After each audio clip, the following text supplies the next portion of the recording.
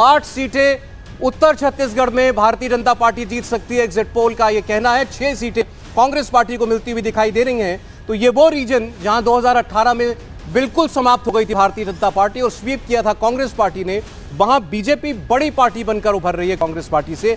8 भाजपा और 6 कांग्रेस पार्टी को सीटें जाती हुई हमें दिखाई दे रही हैं।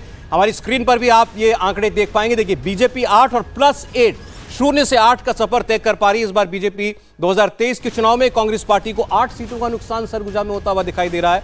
ये 14 से घटकर 6 पर आ रही है। अन्य को यहां पर अभी कोई सीट मिलने के आसार नहीं दिखाई दे रहे हैं। तो ये 14 की 14 सीटें जो है सरगुजा की, वो आपको एक अलग किस्म की कहानी बता रहे हैं। लेकिन क्या ये पूरी कहानी है, हमें इंतजार करना पड़ेगा केंद्रीय छत्तीसगढ़ और दक्षिण और छत्तीसगढ़ के आंकड़े जब आपके सामने हम रखेंगे उसका। लेकिन फिलहाल जो शुरुआत हुई है उत्तर छत्तीसगढ़ से बीजेपी के लिए बहुत अच्छी। ये देखिए, महादेव का आशीर्वाद है। और जिस प्रकार से भ्रष्टाचार में गोबर घोटाला, गोठान घोटाला, सारे घोटाले, भर्ती घोटाला किया और वादे पूरे नहीं किए, महतारी स्कीम में पैसा नहीं दिया, किसानों को धोखा दिया, फूड पार्क नहीं बनाया, तो मुझे लगता है इसका प्रभाव जो है वो दिख रहा है। सापरा साहब क्या कहेंगे? यहां तो स्वीप था कांग्रेस पार्टी का। नहीं, कोई बात नहीं, आगे आने वाले नतीजे जो है उसके अंदर भी देखिएगा। ये कोई एग्जैक्ट पोल तो है नहीं, ये एग्जिट पोल है।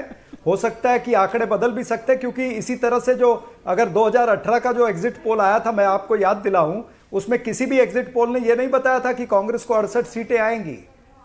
ये आपको याद दिलाना चाहूंगा। तो ये बदल भी सकते हैं। बिल्कुल बिल्कुल ठीक है। हर्षवर्धन जी, सरगुजा ट्राइबल बेल्ट, वहां भारतीय जनता पार्टी बिल्कुल खत्म होने के बाद उठ करके आ रही है।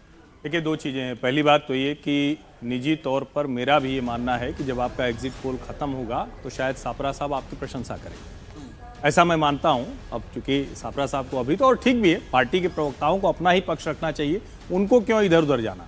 लेकिन इस रीजन की, जिस सरगुजा की बात आप कर रहे हैं, वहां से टीएस सिंहदेव आते हैं। पूरे 4 साढ़े 4 साल वो संघर्ष में रहे। राहुल गांधी की मध्यस्थता में 2.5 वर्ष का मुख्यमंत्री बनना है, ये सरगुजा राजघराने की जो विरासत है उनके पास, उसमें वो कहते हैं। और वो तो यहां तक कहते हैं कि भाई जिस दिन हमको लगेगा हम चुनावी राजनीति से ही बाहर चले जाएंगे, वो तो कहते हैं हम अगर ना होता तो हम चुनाव न लड़ते। अब क्या ये एक जो सेंटीमेंट था उसको भारतीय जनता पार्टी भुना पाई? दूसरा, क्या आदिवासी क्षेत्रों में भारतीय जनता पार्टी की जो पैन इंडिया छवि है उसका कुछ लाभ वहां मिल रहा है क्या? मुझे ये 2 महत्वपूर्ण चीजें दिखती हैं। जो आगे आएगा तो ज्यादा समझ में आएगा, लेकिन सरगुजा में अगर भाजपा आगे जा रही है, कांग्रेस पिछड़ रही, तो उसकी एक बड़ी वजह यह दिखती है। और मुझे यह भी लगता है कि शायद कांग्रेस को भी इसका थोड़ा एहसास था।